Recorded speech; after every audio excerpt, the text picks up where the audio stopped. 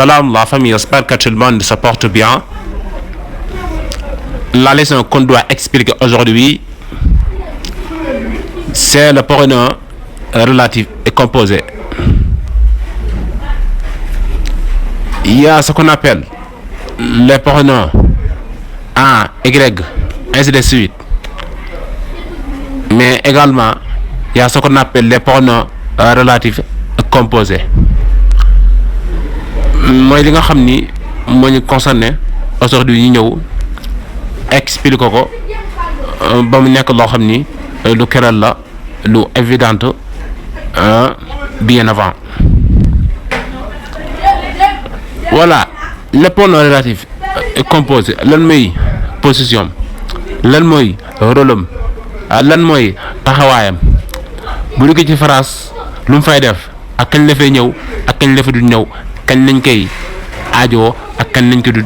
aajoo moom lii di pronom relatif composé. Voilà, balaa loolu d'abord dañ leen proposer waat ngeen abonné encore une fois sur la chaîne sous le nom comprendre le français en wolof. Voilà, pronom relatif. Exemple, premier exemple mu ne j'ai perdu l'argent, j'ai venu son adresse sur cet agenda. Sama agenda bi dafa réer bi ma noté woon maa ngi noté woon adresse am ci agenda bi kon foofu li ñu fi constaté li ñu fi remarqué rek mooy agenda bi répété nañ ko fi 2 fois. Pour éviter la répétition lu ñu def jël deuxième exemple mu ne j'ai perdu l'agenda sur lequel j'avais noté son adresse. ñàkk na agenda bi nga xam ne ci laa noté woon adresse am kon am na loo fi remarqué muy sur lequel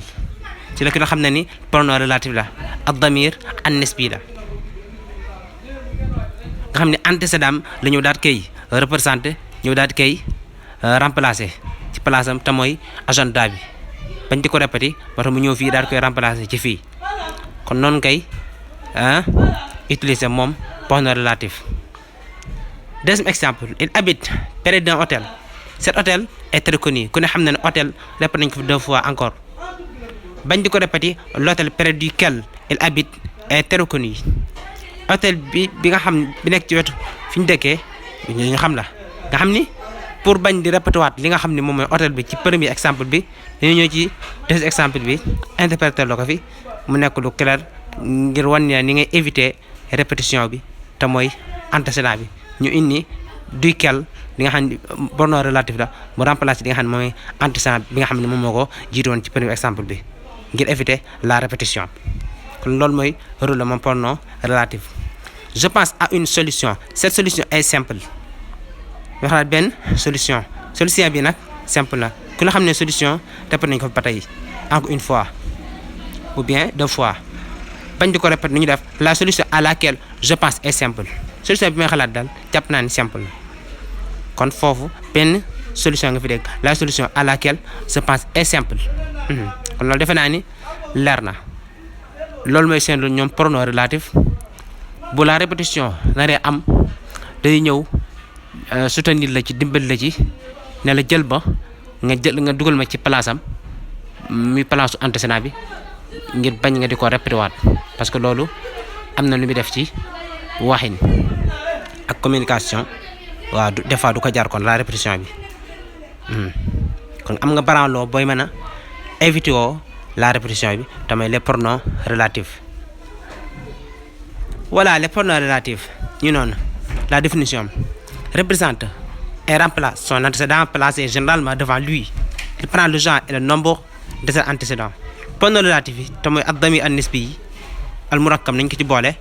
ñoom dañuy représenté ak di remplacer antécédent mooy li suñu càmm moom moo ko jiitu li nga xam ni lépp day nekk ci kanamam moom la ñu di ko remplacer ak di ko représenté moom pronom relatif nag day topp antécédent bii nga xam ne moom la représenté ci genre ak ci nombre bu nekkee masculin mu nekk ko bu nekkee singulier mu nekk ko bu nekkee féminin mu nekk ko bu nekkee pluriel mu nekk ko. Exemple ñëwaat premier exemple ba tey. J'ai perdu l'agenda, j'avais noté son adresse sur cet agenda. Dama ñàkk agenda bi nga xam ci la noté woon enregistré woon ci li nga xam ne moom mooy adresse am foofu dañ ko fay répéter ñaari yoon j'ai perdu l'agenda sur lequel j'avais noté son adresse bañ di ko répéter moo tax ñu lay indi sur lequel bi nga xam ne pronom relatif bi ta préposition daal koy jiitu moom li nga xam moo remplace li nga xam ne moom mooy agenda bi nga xam ne antécédent la mooy régime bi ko jiitoon moo ñu ñëw éviter ñu li nga xam ne moom mooy la répétition defe naa loolu leer nañ. Un pronom relatif introduit une préposition qui s'appelle préposition subordonnée relative kon bu lii amee ci la préposition bi ci la li nga xam ni moom mooy préposition mooy ce qu'on appelle analogie logique ci lañ koy ji remarqué constaté ko ci te mooy parce que pronom relatif bu duggee rek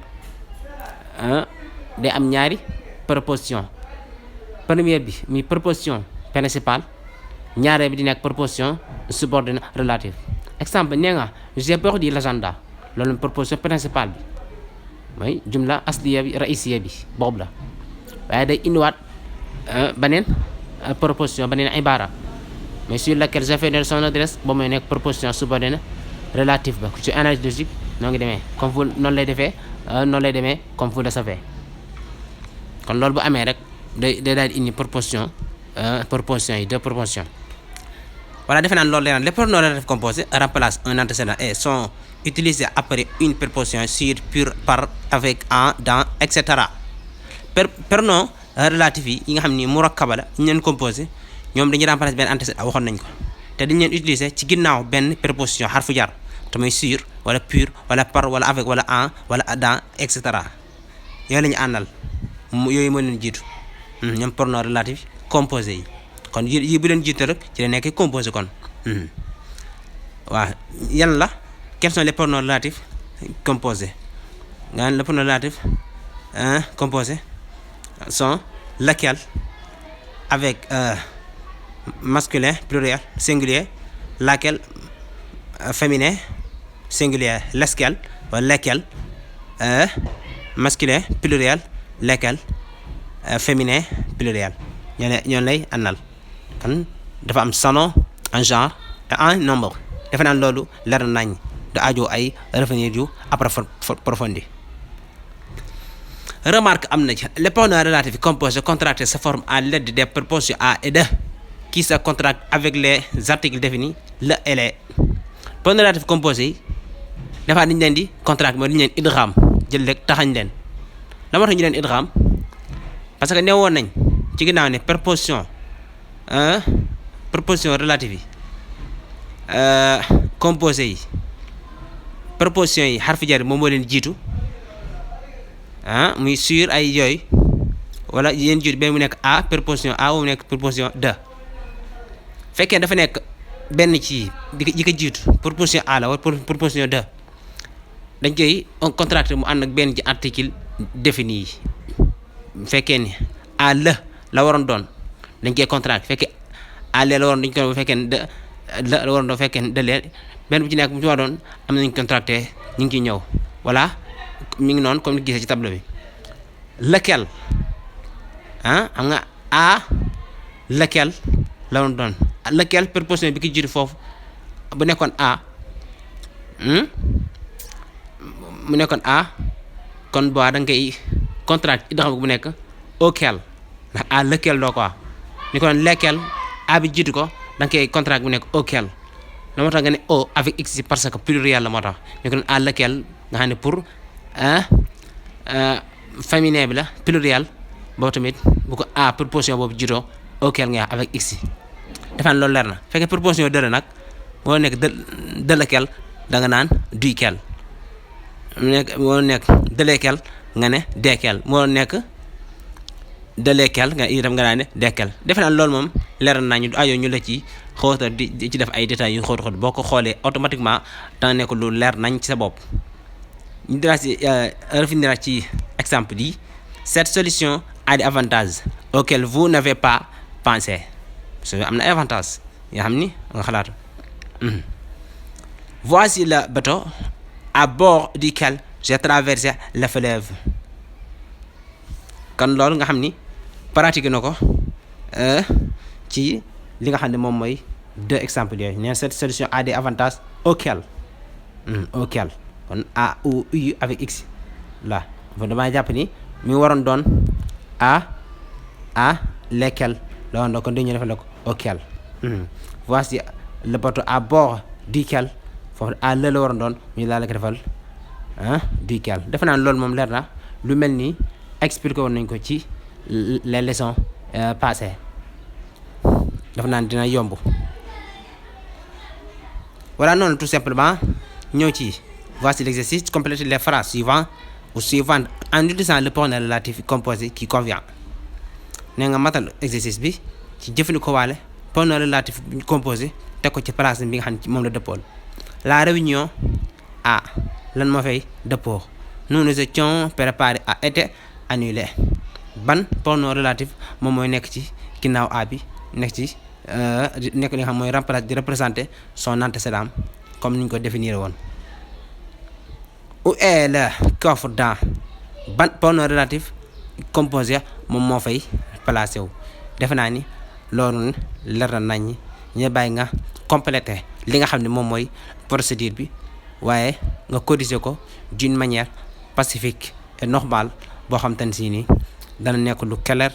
nekk lu évidente ci sa bopp. Voilà di la fàttaliwaat la nga abonné ci chaîne bi comme ça